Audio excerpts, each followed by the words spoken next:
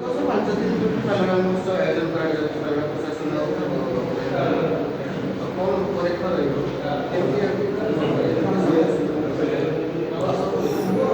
को स्वागत। 2023 माल्यगिरी महोत्सव आ तृतीय माल्यगिरी महोत्सव आसंता मार्च 3 तारिख ठारू 7 तारिख पर्यंत पालड़ा स्टाडियम ठारे अनुष्ठित हम। एवं आपण मैंने जानते 2020 मसीह ये कार्यक्रम आरंभ कराइला। प्रथम पालड़ावासी कथा को लेकिन आलोचना पर्यालोचना करके माल्यगिरी महोत्सव प्रथम करी 2020 आरंभ कराइला 5 दिन हिसाब से। 2021 मसीह कोरोना स्थगित रखाई शेष मुहूर्त में 2022 आम पंचायत निर्वाचन फेस करूँ।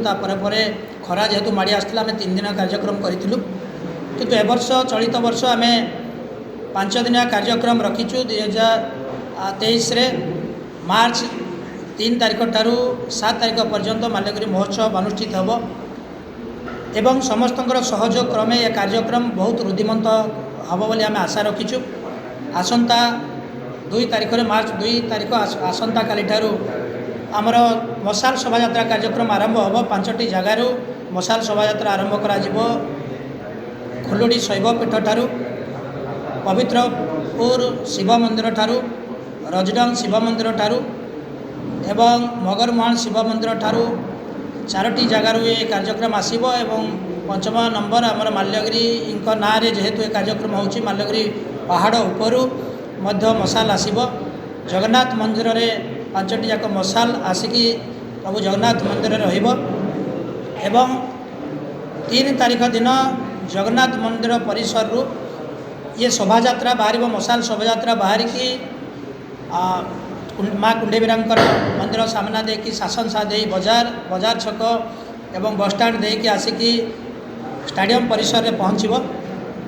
एवं से दिन शुभारंभ कार्यक्रम 3 तारिख दिन करा जिवो।